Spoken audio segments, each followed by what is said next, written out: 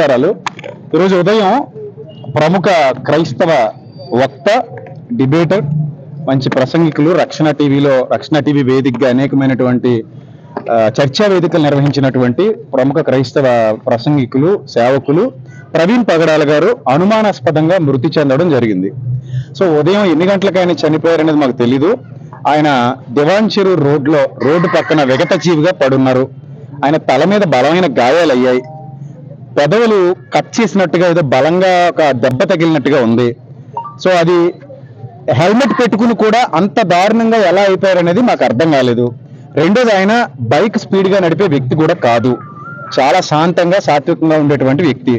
So అలాంటి వ్యక్తి అలాంటి భయంకరమైన పరిస్థితుల్లో మృతి చెందడం అనేది క్రైస్తవ సమాజాన్ని చాలా దిగ్భ్రాంతికి గురి చేసింది. సో కాబట్టి దీని మీద సమగ్రమైన దర్యాప్తు జరిపించండి అని చెప్పేసి పోలీసు వారికి విజ్ఞప్తి చేయడం జరిగింది. ఇందాకనే పోలీసు వారు వచ్చారు. మొదట దాన్ని యాక్సిడెంట్ అని చెప్పారు మాకు. అది సరిగా చూస్తే అది యాక్సిడెంట్ లాగా అనిపించలేదు. సో అందుకే మేము యాక్సిడెంట్ అని ఎఫ్ఐఆర్ ఫైల్ చేయొద్దని కోరాం. దాని అనుమానాస్పద మృతిగానే ఎఫ్ఐఆర్ ఫైల్ చేయమని అడిగాం. సార్ అలాగే ఫైల్ చేస్తామని చెప్పారు. ఎస్పీ గారి దగ్గర నుంచి సిఐ గారు అందరూ మాట్లాడారు. అలాగే ఫైల్ చేస్తామని చెప్పారు. మీడియా ముఖంగా మేము కోరుకునేది ఏంటంటే, ఈరోజు పొద్దున కొంతమంది ఆయన మరణాన్ని బట్టి ఎవరు చంపేశారో అన్నట్టుగా కొన్ని పోస్టులు పెట్టారని మళ్ళీ డిలీట్ చేశారని విన్నాం. దయచేసి ప్రభుత్వాలు మీడియా ద్వారా స్పందించి ఈ మృతి వెనక ఉన్న చీకటి కోణాలు ఏమైనా ఉంటే వాటిని సమగ్ర దర్యాప్తు చేసి బయటికి తీసుకురావాలని చెప్పేసి మేము కోరుతున్నాం. అలాగే క్రైస్తవుల మీద ఎంతమంది నోరు పారేసుకుంటున్నారో నిన్న కూడా ఎస్పీ గారికి కంప్లైంట్ చేయడం జరిగింది కొంతమంది వ్యక్తుల గురించి. సో ఎవరి ప్రోద్బలమైనా దీని వెనక ఉందా, నిజంగానే యాక్సిడెంట్ జరిగిందా, ఒకవేళ యాక్సిడెంట్ జరిగితే అక్కడ ఏ ఆనవాళ్లు లేకుండా ఎందుకు ఉన్నాయి, బైక్ ఆయన మీద ఎందుకు పడిపోయింది, అది జారిపోయినట్టుగా ఎందుకు అక్కడ ఏ విధమైన మార్క్స్, టైర్ మార్క్స్ కానీ ఎందుకు లేవు, ఇవన్నీ మేము వ్యక్తం చేస్తున్నటువంటి అనుమానాలు.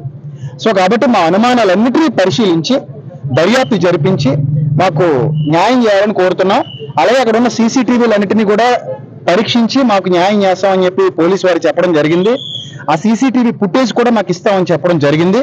సో దీని మీద కూడా వారు చక్కగా కూలంకషంగా దర్యాప్తు చేసి ఏ విధమైన ప్రలోభాలకి గురి కాకుండా మాకు మీడియా వారు, పోలీసు వారు అందరూ కూడా మాకు సహకరించాలని మనస్ఫూర్తిగా కోరుకుంటూ మా క్రైస్తవుల ఆవేదన ఇది అని మీకు తెలియజెప్తున్నాం. సో అది ఇంతవరకు మాకు తెలియదు.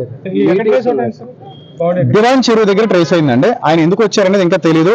వాళ్ళ ఫ్యామిలీ వస్తున్నారు హైదరాబాద్ నుంచి. వాళ్ళు వచ్చిన తర్వాత చెప్తారు. వాళ్ళ కోఆర్డినేటర్ కానీ ఇక్కడ ఉన్నారు రాజమండ్రిలో.